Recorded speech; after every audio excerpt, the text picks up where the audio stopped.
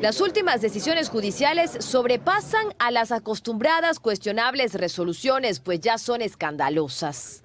Tanto que hasta el presidente de la República reaccionó en medio de la liberación del líder de la banda criminal más grande del país. ¿Pero qué hacer? El presidente Guillermo Lasso amenazó con exponer ante la opinión pública a los jueces. Y el presidente de la Corte Nacional de Justicia los exhortó a portarse bien. Pero solo eso se puede hacer en una función judicial que libera narcotraficantes y asesinos. Estos dos abogados dicen que no. Se puede hacer más y lo debe hacer la Corte Constitucional. Tiene que dictar precedentes vinculantes, tiene que dictar sentencias estipulativas que señalen cómo proceden determinadas acciones de garantías constitucionales. Pero en este caso están cruzados de brazos y no puede ser posible que ellos estén impávidos, ¿no es cierto?, ahí viendo lo que está pasando con la justicia constitucional y no se pronuncien. Y la Corte Nacional de Justicia puede hacer más que solo un exhorto. La Corte Nacional de Justicia no dicta la jurisprudencia obligatoria que de acuerdo con la Constitución tiene que dictar para normar actividades equivocadas de los jueces de instancia, de los jueces inferiores, que tienen que tener procedimientos unificados. Estas precisiones pueden hacerse sin modificar la ley, pues solo son parámetros de interpretación. Pero hay otras que sí deben pasar por la Asamblea. Porque la Asamblea Nacional lo que tiene que hacer es, por ejemplo, resolver las cuestiones de competencia. ¿Cómo un juez de Paján puede resolver sobre la libertad de una persona que está en la ciudad de Quito, ¿no es cierto? Pero además aquí ambos identifican otra complicación real en nuestra coyuntura, que el abuso de las acciones constitucionales no solo la usan narcotraficantes o asesinos, también la clase política para solucionar sus problemas. Y esto debilita el sistema. Los llamados a corregir estos problemas son los que también están utilizando de una manera tramposa las acciones constitucionales. Entonces, no, que no se me vengan, ¿no es cierto?, a rasgar las vestiduras cuando ellos están operando igualmente que el crimen organizado. Es un manoseo permanente. ¿Producto de qué? Producto de que todas las funciones del Estado, no solo la función legislativa, también la función ejecutiva, quieren meter manos en la justicia. Pese a las críticas generales, la Asociación de Jueces rechazó las palabras del presidente.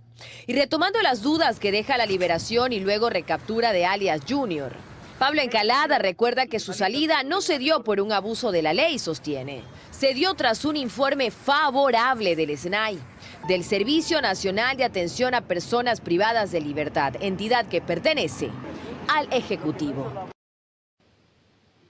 La Asamblea Nacional dio inicio al trámite del proyecto de reforma al artículo 158 de la Constitución que implica que las Fuerzas Armadas apoyen a la Policía Nacional en el combate al crimen organizado.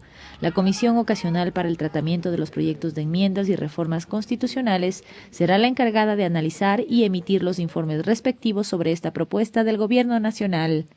Por eso es importante, compañeros asambleístas, que esta comisión ya conformada, que ya tiene un plazo máximo hasta el 13 de mayo del 2023, que sea quien la trate, porque aquí estamos quienes conformamos las diferentes bancadas.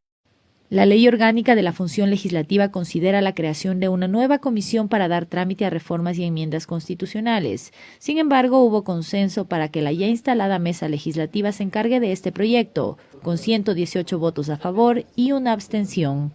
Es una comisión, además, que está constituida con la representación de todas las bancadas de la Asamblea Nacional, incluyendo de 2 miembros del propio gobierno, es decir, tiene una representación técnica unánime. Desde el correísmo se señaló que esta organización política ya planteó la reforma relacionada con las Fuerzas Armadas en el 2014 y advirtió sobre las posibles líneas rojas en la propuesta. Con base en el derecho comparado, una normativa de avanzada que no pase líneas rojas. ¿Qué líneas rojas? La complementariedad de las Fuerzas Armadas no significa que se militarizan las calles, no significa que la policía pierde sus atribuciones y mucho menos significa que se le entrega a las Fuerzas Armadas el trabajo que constitucionalmente tiene la Policía Nacional. También se hizo referencia a los costos que implicaría el referéndum aprobatorio de esta reforma tras el debate en la Asamblea Nacional, pues no coincidirá con las elecciones seccionales del 2023. Lo sepan. Lamentablemente, esta reforma constitucional no va a coincidir, si es aprobada en el Pleno, su referéndum ratificatorio con las elecciones de febrero. Los tiempos no dan. Y si es aprobada en el segundo debate, lo que van a tener los ecuatorianos que solventar son 50 o 60 millones de dólares en un nuevo proceso ratificatorio entre mayo y junio del próximo año. Resulta que los creadores de la maquinaria de las consultas populares ahora se han vuelto ahorrativos. Otrora era consulta para todo, hasta para darse cuenta si el gallo de la catedral canta y si hacemos corridas de toros, pero ahora no, pues, ¿cómo van a estar gastando plata en consultas populares? Yo creo que hay un gran temor de que las Fuerzas Armadas, junto a la policía, enfrenten al crimen organizado. Está previsto que el trámite de la reforma constitucional concluya en mayo en la Asamblea Nacional, pues se requiere de 60 días para la elaboración del informe para primer debate y un lapso de 90 días para el segundo debate. En los centros de salud de Quito cada vez hay más personas que acuden a vacunarse contra la influenza. Esto se debe a que en las últimas semanas se reportó un aumento de pacientes con enfermedades respiratorias. Desde que empezó la campaña de inmunización contra la influenza, emprendida por el Ministerio de Salud hace un mes, esta última semana es la que registra el mayor número de dosis aplicadas contra esa enfermedad en la capital. En la primera semana acudieron una población de 22.000 usuarios. En este momento, en la semana número 4, estamos ya con 74.000 usuarios que han acudido a la vacunación y seguimos invitando para que sigan acudiendo a nuestros establecimientos de salud a vacunarse. Como también se ha reportado un aumento de casos de COVID-19, existe el riesgo de confundir esas enfermedades, dado que los síntomas son parecidos.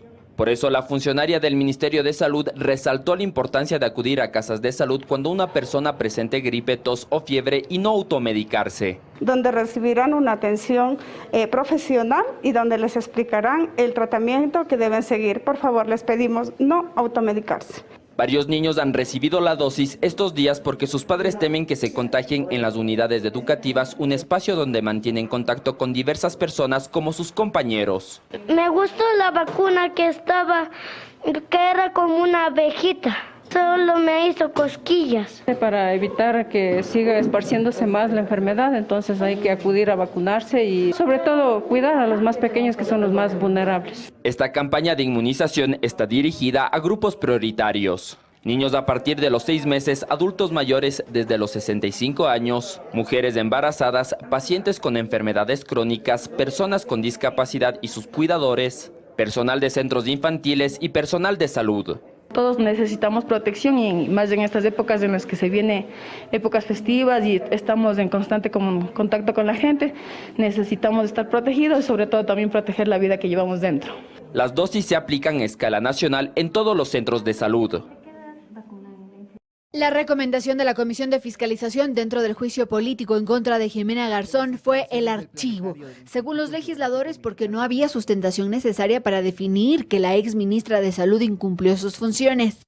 En mi criterio en particular no existen muchos motivos confirmados, pero sí existía en parte causal de incumplimiento. Por esa razón yo me abstuve.